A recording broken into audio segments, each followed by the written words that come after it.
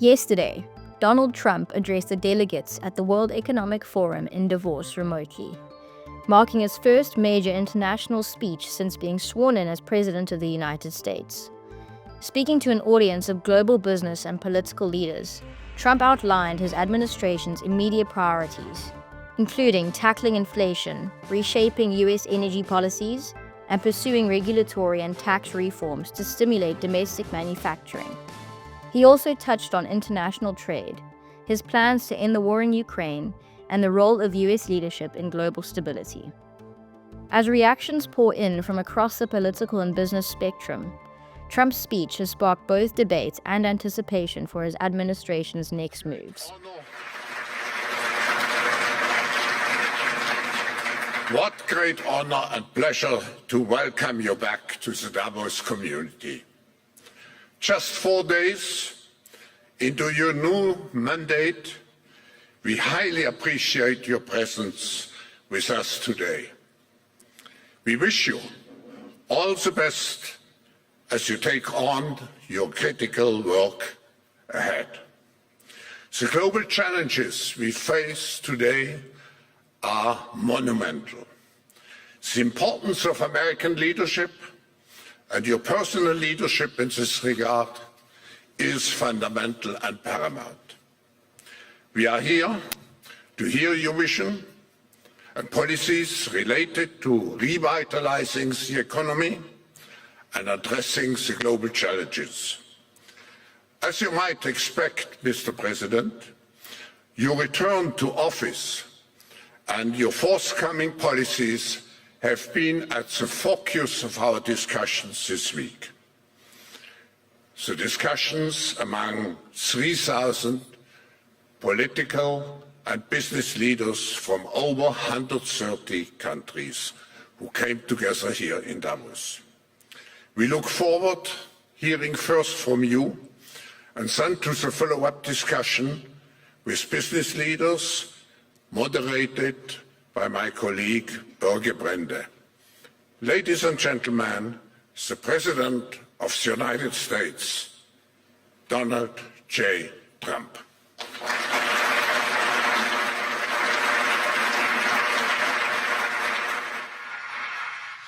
Well, thank you very much, Klaus, and hello to everyone in beautiful Davos.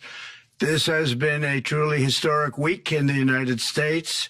3 days ago, I took the oath of office and we began the golden age of America. The recent presidential election was won by millions of votes, and all seven, every one of them, all seven swing states. It was a massive mandate from the American people like hasn't been seen in many years, and some of the political pundits, even some of my so-called enemies, said it was the most consequential election victory in 129 years. That's quite nice. What the world has witnessed in the past 72 hours is nothing less than a revolution of common sense. Our country will soon be stronger, wealthier, and more united than ever before, and the entire planet will be more peaceful and prosperous as a result of this incredible momentum and what we're doing and going to do. My administration is acting with unprecedented speed to fix the disasters we've inherited from a totally inept group of people and to solve every single crisis facing our country. This begins with confronting the economic chaos caused by the failed policies of the last administration. Over the past 4 years, our government racked up $8 trillion in wasteful deficit spending and inflicted nation-wrecking energy restrictions, crippling regulations, and hidden taxes like never before. The result is the worst inflation crisis in modern history and sky-high interest rates for our citizens and even throughout the world. Food prices and the price of almost every other thing known to mankind went through the roof. President Biden totally lost control of what was going on in our country, but in particular with our high inflation economy and at our border. Because of these ruinous policies, total government spending this year is $1.5 trillion higher than was projected to occur when I left office just 4 years ago. Likewise, the cost of servicing the debt is more than 230% higher than was projected in 2020. The inflation rate we are inheriting remains 50% higher than the historic target. It was the highest inflation probably in the history of our country. That's why from the moment I took office, I've taken rapid action to reverse each and every one of these radical left policies that created this calamity, in particular with immigration, crime, and inflation.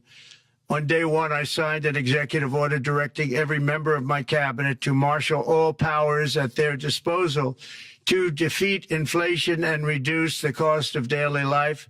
I imposed a federal hiring freeze, a federal regulation freeze, a foreign aid freeze, and I created the new Department of Government Efficiency.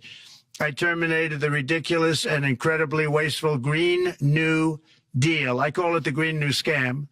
Withdrew from the one-sided Paris Climate Accord and ended the insane and costly electric vehicle mandate. We're going to let people buy the car they want to buy. I declared a national energy emergency, and it's so important, national energy emergency to unlock the liquid gold under our feet and pave the way for rapid approvals of new energy infrastructure. The United States has the largest amount of oil and gas of any country on earth, and we're going to use it. Not only will this reduce the cost of virtually all goods and services, it'll make the United States a manufacturing superpower and the world capital of artificial intelligence and crypto.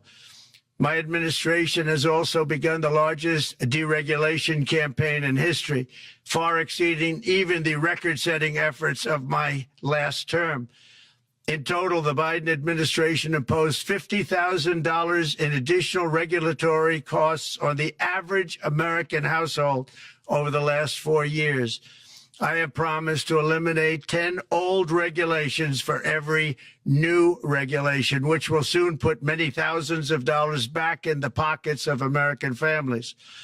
To further unleash our economy, our majorities in the House and Senate, which we also took along with the presidency, are going to pass the largest tax cut in American history, including massive tax cuts for workers and family, and big tax cuts for domestic producers and manufacturers.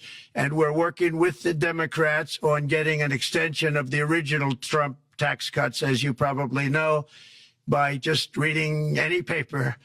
My message to every business in the world is very simple. Come make your product in America, and we will give you among the lowest taxes of any nation on earth.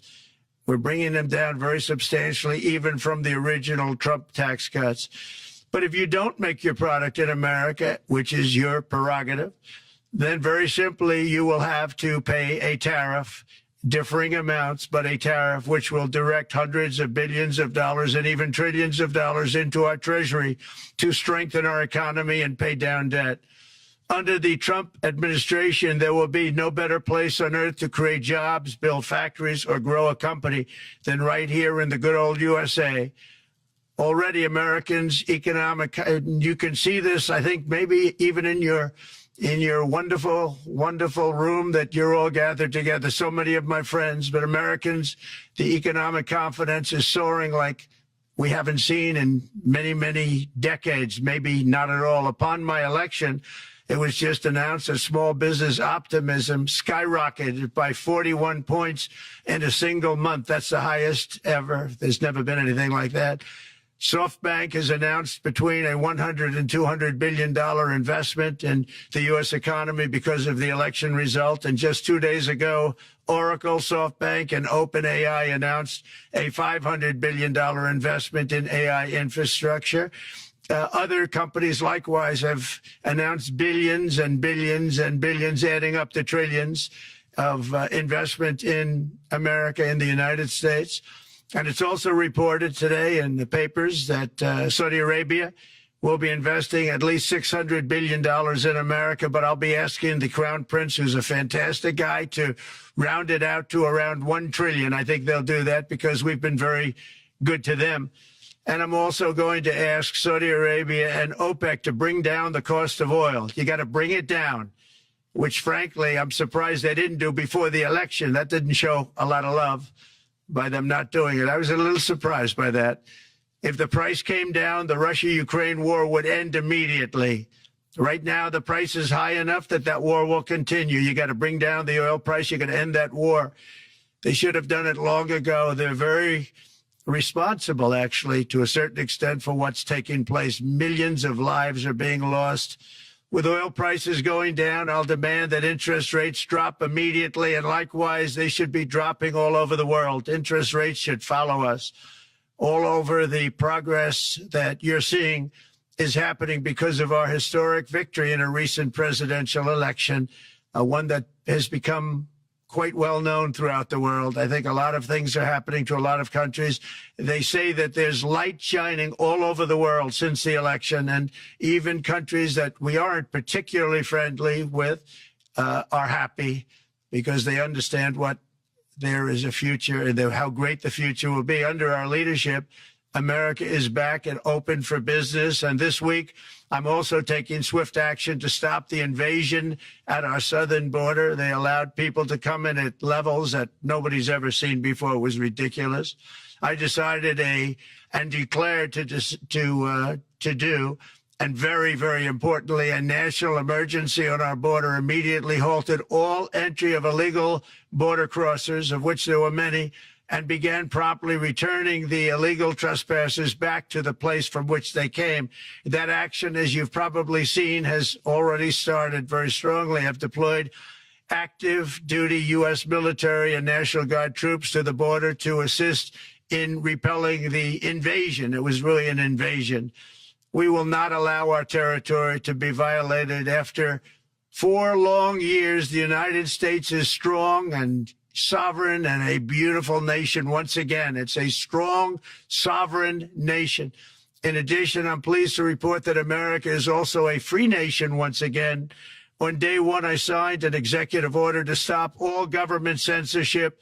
No longer will our government label the speech of our own citizens as misinformation or disinformation, which are the favorite words of censors and those who wish to stop the free exchange of ideas and, frankly, progress.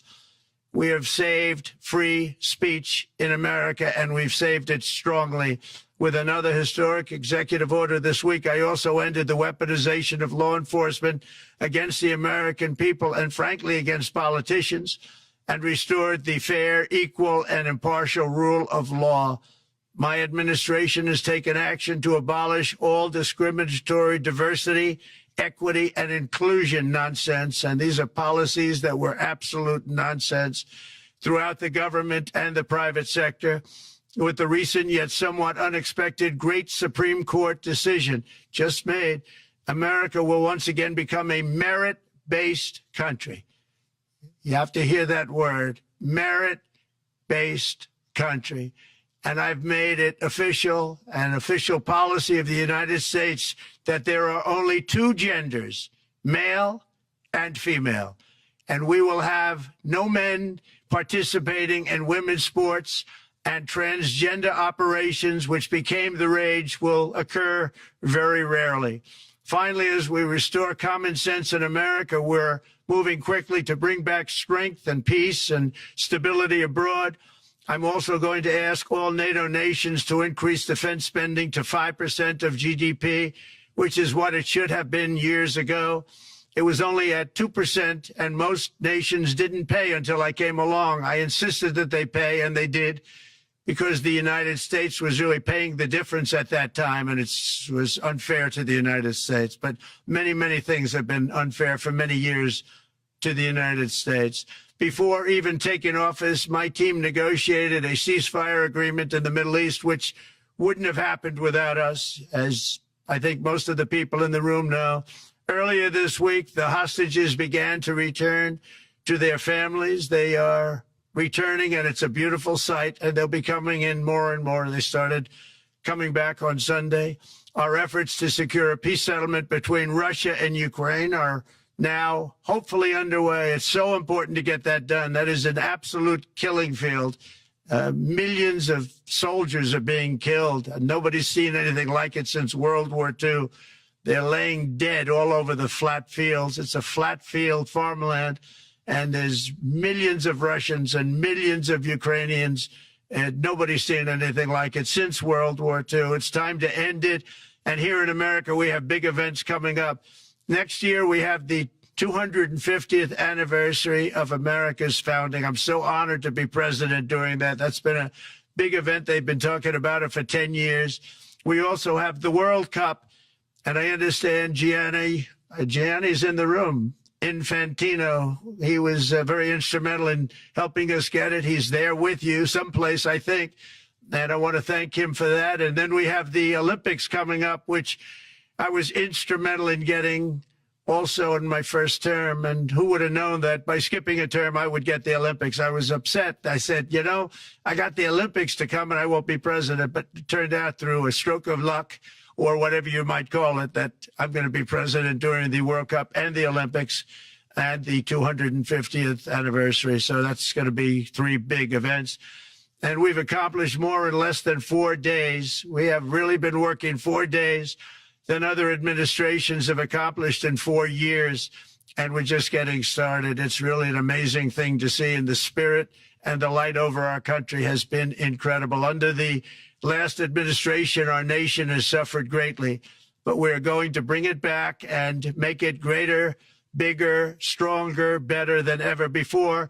I want to thank everybody for being with you. I would have been there myself, except the inauguration was 2 days ago. I thought it might be a little bit quick to make it the first stop, but we'll get there one day. We hope to get there. But I do appreciate, I heard the audience is fantastic, and many of my friends are in the audience, and I will be taking questions now from some very distinguished people. Thank you all very much.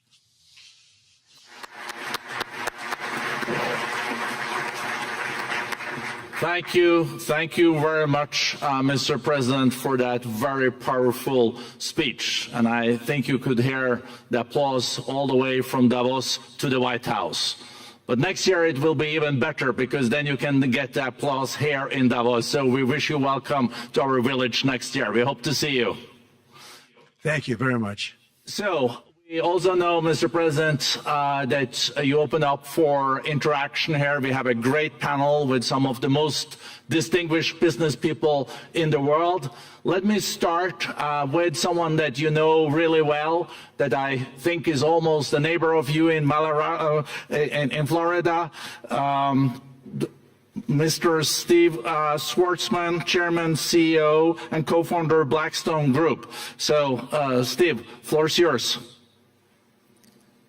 Well, Mr. President, I'm sure the Crown Prince of Saudi Arabia will be really glad you gave this speech today.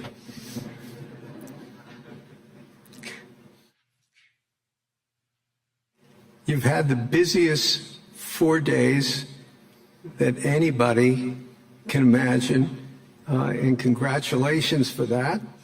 My question is about some of the things I've observed here at Davos. It's a terrific forum. I've met lots of people, as usual. I think I've been here 30 years. And a lot of the European business people have expressed enormous frustration with the regulatory regime in the EU. And they attribute slower growth rates here because of the numerous factors, but especially because of regulations. And you've taken a completely different approach in this area. And if you could explain the theory of what you're doing, how you're going to do it, and what you expect the outcome to be, I'd appreciate it. Well, thank you very much, and congratulations, Steve. You're a friend of mine, but on a great career. You have had an amazing career, and it continues. I just want to congratulate you. Very inspirational to a lot of people. I want to talk about the EU, because you mentioned specifically that I've also had a lot of friends and leaders of countries. I've gotten to know them all my first term and a little bit during this period of 4 years, and know them well, like them a lot, but they're very frustrated because of the time everything seems to take to get approved, environmental impact statements for things that you shouldn't even have to do that, and many, many other ways that it takes. And I'm going to give you a quick little example. In the private life, my beautiful private life, before I had all these things happening, the world is a little different. I had a nice, simple life. You knew that. But when I had that simple life, I did projects. And I had a big project in Ireland. And it had to get approval on something that would have made it even better. And I got the approval from Ireland in a period of a week. And it was a very, very, very efficient, good approval. And they informed me, though, the problem is you're going to have to get it from the EU, and we think that'll take 5 to 6 years. And I said, you have to be kidding. And this was before politics. And I said, wait a minute, it's not that important. I don't want to go 5 or 6 years, but it would have been a big investment. It would have been nice, and it would have been good for the project. And I sent the people to the EU to see if they could speed it up. And basically, it was a 5 or 6 year wait just to get a simple approval that Ireland gave me in a period of literally not much more than a week. And I realized right then, that was the first time I really was involved with the EU, but I realized right then that's a problem. And I didn't even bother applying to do it. Or if I did, I pulled it very quickly. I have to be very accurate because I don't want to be criticized. He did apply, actually. No, I want to be very accurate. So I don't think I did, but if I did, I pulled it very quickly. It was just something you couldn't wait 5 years or 6 years to get an approval. So a lot of, in a very big business sense, a lot of people are claiming that's the problem. From the standpoint of America, the EU treats us very, very unfairly, very badly. They have a large tax that we know about, and a VAT tax, and it's a very substantial one. They don't take essentially don't take our farm products, and they don't take our cars, yet they send cars to us by the millions. They put tariffs on things that we want to do. Like, for instance, I think they actually, in terms of, these are non-economic or non-monetary tariffs, and those are very bad. And they make it very difficult to bring products into Europe, and yet they expect to be selling, and they do sell their products in the United States. So we have, hundreds of billions of dollars of deficits with the EU, and nobody's happy with it, and we're going to do something about it, but nobody's happy with it. So I think the EU has to speed up their process. Friends of mine that are in some of the nations within the EU, great people, they want to be able to compete better, and you can't compete when you can't go through the approval process fast. There's no reason why it can't go faster. So, I'm trying to be constructive because I love Europe. I love the countries of Europe, but the process is a very cumbersome one. And they do treat the United States of America very, very unfairly with the VAT taxes and all of the other taxes they impose. One other, just to finish up, I got a call from the head of a major airline, one of the biggest airlines in the world, and he said, sir, could you help us? What? Landing in Europe is brutal. They charge us fees for everything, and it's so unfair. I said, how does it compare to China? He said, it's much worse. And the other thing, as you know, they took court cases with Apple, and they supposedly won a case that most people didn't think was much of a case. They won 15 or 16 billion from Apple. They won billions from Google. I think they're after Facebook for billions and billions. These are American companies, whether you like them or not. They're American companies, and they shouldn't be doing that. And that's, as far as I'm concerned, it's a form of taxation. So we have some very big complaints with the EU. Thank you. Thank you very much, Mr. President. We'll now go to one of your friends in the EU, Patrick Pouyanné. He's the chairman and CEO of Total Energies. I guess you have a question ready, Patrick, for the president. Mr. President, as we understand, energy is at the top of your agenda, and it's an honor for me to represent the energy industry tonight. in this panel. Total Energies is indeed the fourth largest oil and gas and electricity company in the world. I will not ask you a question about the oil price. It's quite clear what you expect from us. I will more go to gas more. And our company is the largest number one exporter LNG from the US company. We are a strong contributor to, and we invest in a mammoth LNG projects in Texas, $20 billion. It's far from 200, but it's $20 billion. And we contribute with that to security of supply to Europe as we export this LNG to Europe. Some experts fear that if there are too many projects developed in the US on LNG, this could have an inflationary impact on the US domestic gas price. And they recommend a pause on these projects. I would ask you the following question. What are your views about such a pause on investments on LNG in the US? What would happen if you would observe an increased domestic gas price because of these exports? And final question, which is important for Europe, would you agree to guarantee security of supply of US LNG to Europe? Well, on the last part of your question, yes, I would. I would make sure that you get it. If we make a deal, we make a deal, you'll get it. Because a lot of people do have that problem. They make a deal and then it can't get supplied because of war-type problems and other problems. So we would absolutely do that. LNG is very interesting because when I took office for the first term, one of the first things I looked at was there were two very massive plants in Louisiana, a state that has been very good to me, won it by many, many points. And I felt strongly indebted to it, actually. And they said there are two plants that have been under environmental consideration for more than 10 years. And they were costing, as you say, you know how expensive those plants are, but they were costing like 12 billion and I think 14 or 15 billion, but they couldn't get their permits. They were in review for years, many, many years, like a decade or more. And I said, so ridiculous. I know so much about that because in the construction industry, I had to go through it too, but I got good at it after a while. But I saw the projects, and you're talking about a total investment of 25 to $30 billion, and it looked like it was going to end. They couldn't get their permits, and I got them done in less than a week.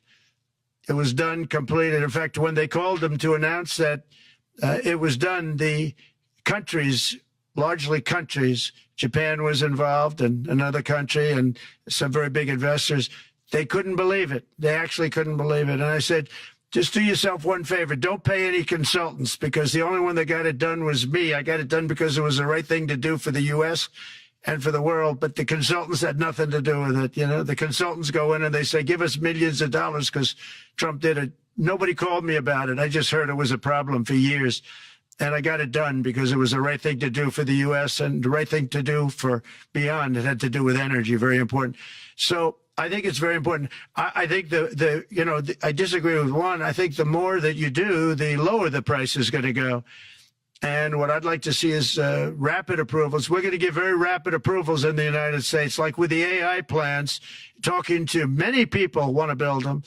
That's going to be a very big thing.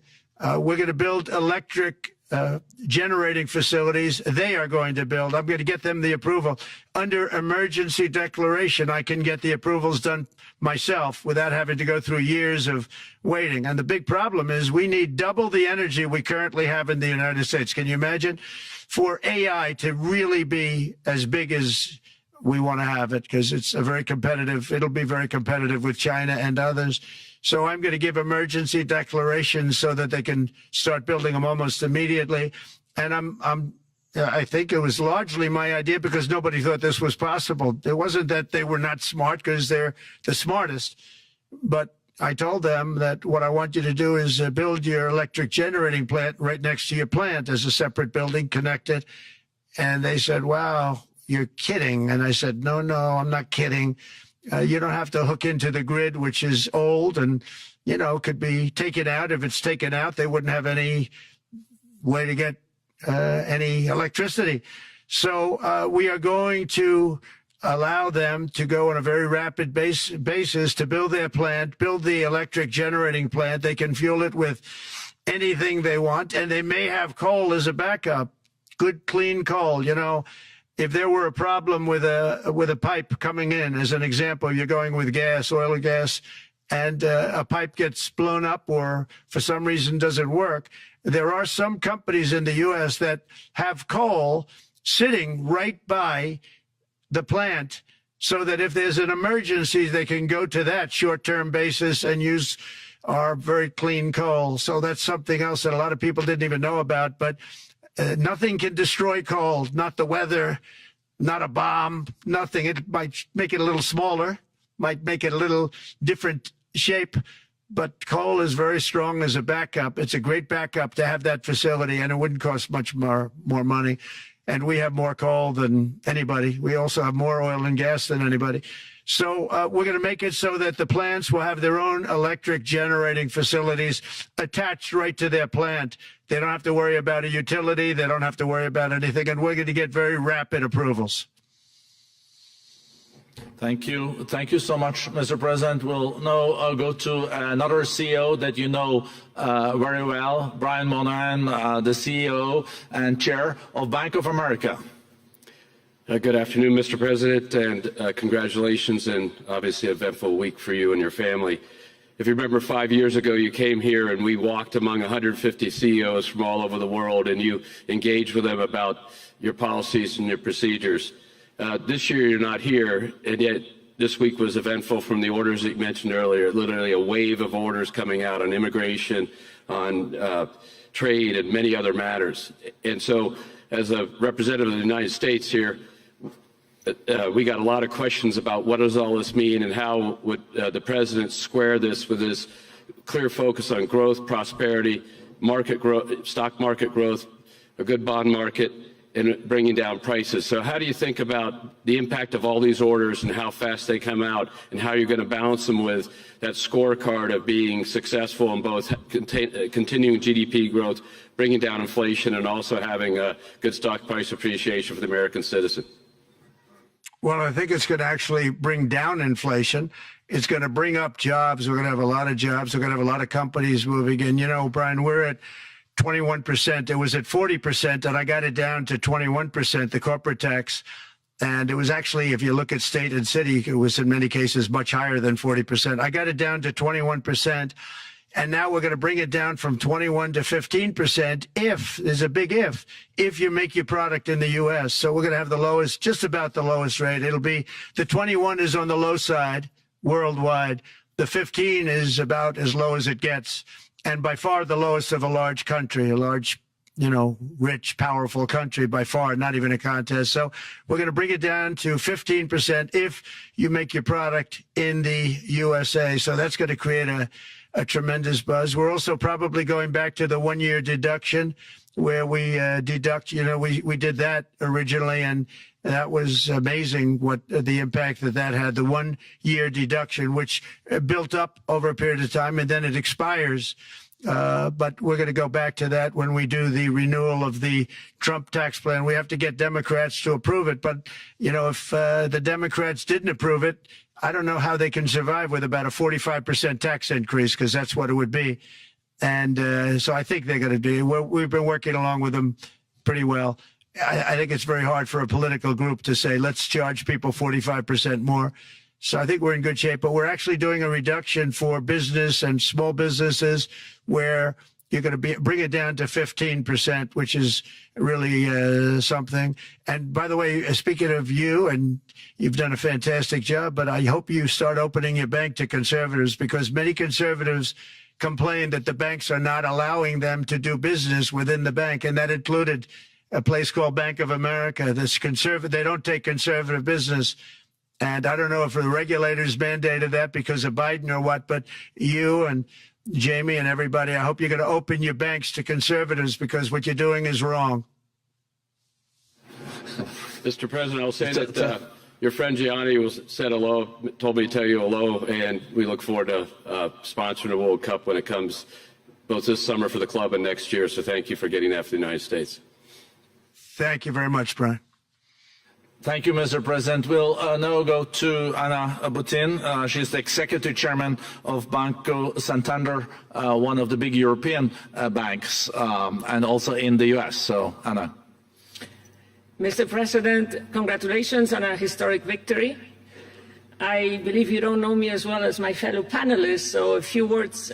Santander is one of the largest banks in the world by number of customers, 170 million. That's more than my friend Brian or my friend Jamie have. And those... They fixed the regulation. That's coming, that's coming. That was cheeky. We're a big investor in the United States. We have many million customers, 12,000 employees. We're one of the largest auto lenders. And we recently launched a fully digital bank called Open Bank.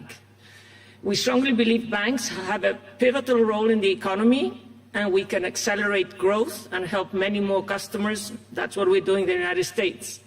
So, as Brian pointed out, we very much welcome your focus on deregulation and reducing bureaucracy. So my question is, what are your priorities in this regard, and how fast is this going to happen? Thank you very much. I think it's going to, thank you and congratulations. I know very much about your bank, and you've done a fantastic job. Congratulations. We are going to move very quickly. We've moved very quickly. We've done things in the last 3 days that nobody thought were possible to do in years. And it's all taking effect. It's going to have a huge impact on the economy, a huge positive impact. Money was being wasted on crazy things. I mean, the Green New Deal was such a total disgrace, how that was perpetrated. And it was conceived of by people that were average students, less than average students, I might add, and never even took a course in energy or the environment. It was just a game. Remember, the world was going to end in 12 years. Remember that? Well, the 12 years has come and gone. It was going to end. It was going to all foam into earth. But, you know, the time has come. These people, and they really scared the Democrats large. I can't say the Republicans. The Republicans maybe could have fought harder to stop it, but it's been a tremendous waste of money. You know, during my 4 years, we had the cleanest air, we had the cleanest water, and yet we had the most productive economy in the history of our country. We had the most productive economy. Until COVID came, we had the most productive in the history of our country by far. And actually, you could look worldwide. We were beating everybody from China to everybody else. So, and we think we really now, with what we have learned and all of the other things that have taken place, we think we can even far surpass that, actually far surpass it. But we do, one thing we're going to be demanding is we're going to be demanding respect from other nations. Canada, we have a tremendous deficit with Canada. We're not going to have that anymore. We can't do it. I don't know if it's good for them. As you probably know, I say you can always become a state. Then if you're a state, we won't have a deficit. We won't have to tariff you, et cetera, et cetera. But Canada has been very tough to deal with over the years, and it's not fair that we should have a $200 billion or $250 billion deficit. We don't need them to make our cars, and they make a lot of them. We don't need their lumber because we have our own forests, et cetera, et cetera. We don't need their oil and gas. We have more than anybody. So, you know, just as an example, with Mexico, we're dealing with Mexico, I think, very well. And we're just, you know, we just want to be treated fairly with other nations because there's hardly a nation in the world, and I blame this on us, and I blame it on politicians that, for some reason, probably mostly it's stupidity, but you could also say other reasons, but mostly stupidity. They've allowed other nations to take advantage of the U.S., and we can't allow that to happen anymore. You know, we have debt. It's a very small debt when you compare it to the value of the assets that we have, but we don't want to do that. We want to just have debt be obliterated, and we'll be able to do that fairly rapidly. And a lot of good things are going to happen. And honestly, good things are going to happen for the world, and good things are going to happen for the people that are dealing with us, allies and beyond allies. One thing very important, I really would like to be able to meet with President Putin soon and get that war ended. And that's not from the standpoint of economy or anything else. It's from the standpoint of millions of lives are being wasted. Beautiful young people are being shot in the battlefield. You know, the bullet, very flat land, as I said, and the bullet goes, there's no hiding. And a bullet, the only thing going to stop the bullet is a human body. And you have to see, I've seen pictures of what's taken place. It's a carnage, and we really have to stop that war. That war is horrible. And I'm not talking economy. I'm not talking economics. I'm not talking about natural resource. I'm just talking about there's so many young people being killed in this war. And that's not including the people that have been killed as the cities are being, knocked down building by building. So we really should get that stopped. Likewise, in the Middle East, I think we've made a lot of progress in the Middle East, and I think that's gonna come along pretty well. Thank you. Thank you, Mr. President. So we know that the most consequential relationship in the world is between the U.S. and China. U.S. 28% of the global economy, China close to 20. That's almost half of the global GDP. And we know that you called President Xi Jinping last Friday. We heard that you had a good discussion. How do you see the relationship between the U.S. and China in the next 4 years under your leadership?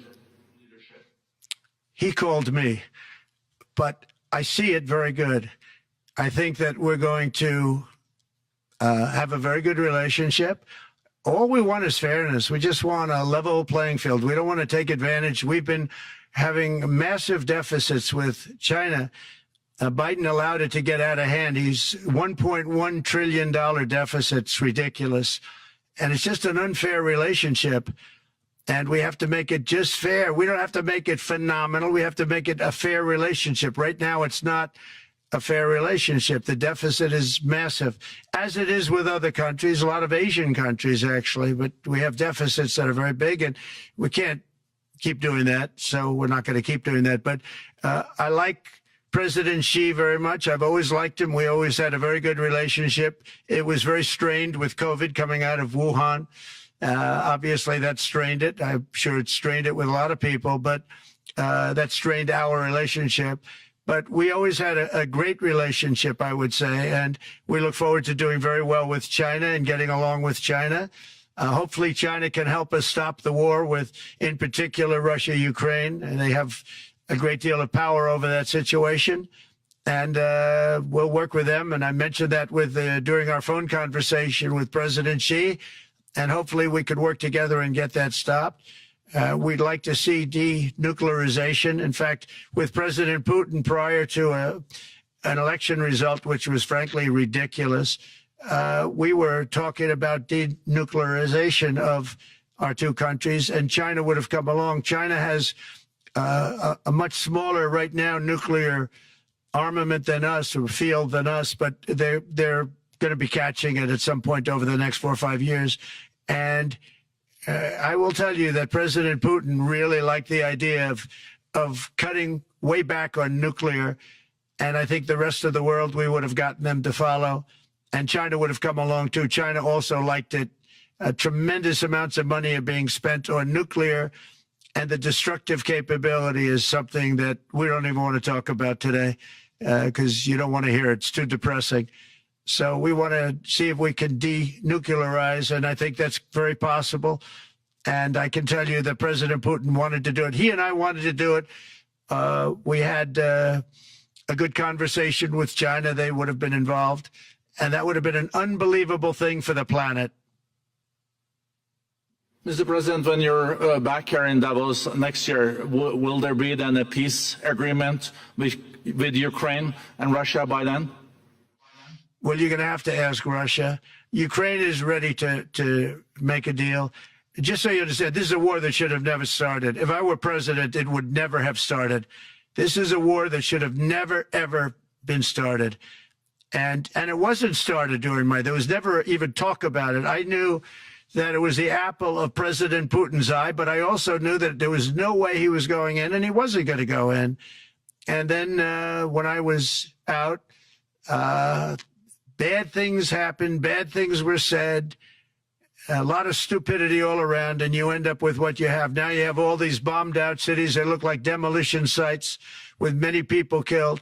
I think the thing that you'll see about Ukraine is that far more people have died than is being reported. And I've seen that. But far more people have died. When you look at a city that's become a demolition site where big buildings have been collapsed by missiles hitting them and everything else, and they say one person was slightly injured. No, many people were killed. Those are big buildings. I was surprised at how that was my business. These are buildings that go 2 and 3 blocks long. They're 20 stories high. They're big, powerful buildings, and they were knocked down, and there were a lot of people in those buildings, and announced that 2 people were injured. That's not true. So I think you're going to find that there were many more people killed in Ukraine in the Ukraine war than anybody has any idea. But if you look now, so many of the people being killed are soldiers just facing each other with guns, rifles, and drones, the new form of warfare, drones. And it's a very sad thing to see. And when you see pictures of the fields that I see, nobody wants to see it. You'll never be the same. Thank you very much, Mr. President, on behalf of all the 3,000 participants here in Davos. We really underline that joining us the third day in your presidency, live taking questions here is so appreciated, and we are already ready for receiving you next year in person. So thank you very much, and all the best from Davos. Thank you. Thank you very much. That was US President Donald Trump addressing the World Economic Forum delegates in Davos with his vision for America and its role in the global economy. As his policies take shape, the world will be watching to see how they impact both domestic and international landscapes. I'm Kerry Lanigan from BizNews.